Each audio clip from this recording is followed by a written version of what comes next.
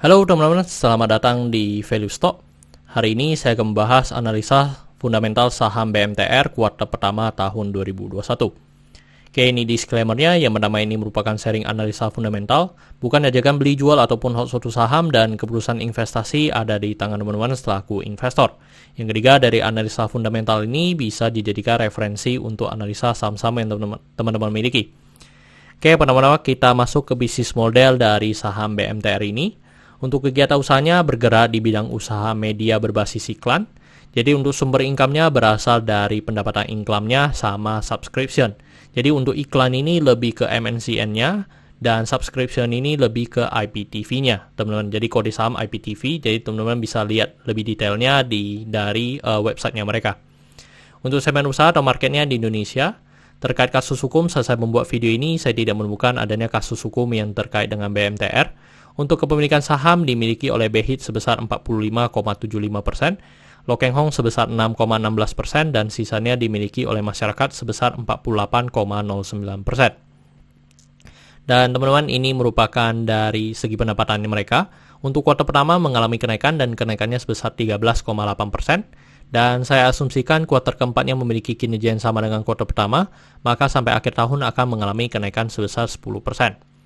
Untuk dari segi net profitnya mengalami kenaikan juga secara kuartal pertama sebesar 26,9%, dan saya asumsikan kuartal keempatnya memiliki kinerja yang sama dengan kuartal pertama, maka sampai akhir tahun akan mengalami penurunan sebesar 28,6%. Dan dari segi asetnya juga mengalami kenaikan dan kenaikannya sebesar 4,4%. Untuk dari segi utang mengalami penurunan dan penurunannya sebesar 4,3%. Kalau dari segi modalnya mengalami kenaikan dan kenaikannya sebesar 9,5%. Dan teman-teman, ini merupakan summary laporan keuangannya dari 2014 sampai 2021.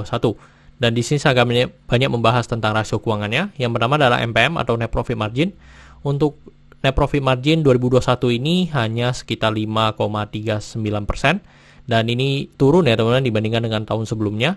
Dan kalau kita lihat secara histori, rata-rata untuk 3 tahun atau 4 tahun terakhir memang ini merupakan NPM yang paling rendah untuk dari saham BMTR ini.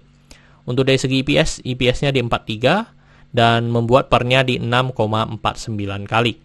Jadi ini untuk dari segi PER juga mengalami kenaikan ya dibandingkan dengan tahun sebelumnya. Dan selama 3-4 tahun terakhir mungkin kita bisa mendapatkan PER rata-ratanya sekitar 4 kali. Untuk dari segi book value sekarang di 1313 dan membuat PBV-nya di 0,21 kali. Jadi untuk secara PBV ini merupakan PBV yang paling rendah ya teman-teman, yang dimana secara PBV-nya masih di 0,21. Untuk dari segi DR-nya di 0,51 kali, dan ini sangat bagus yang dimana DR-nya masih di bawah 1. Dan selama histori juga rata-rata memang untuk dari segi DR dari BMTR ini selalu di bawah 1. Untuk dari segi ROE-nya di 3,26%, jadi ini masih di bawah 9% yang saya anut.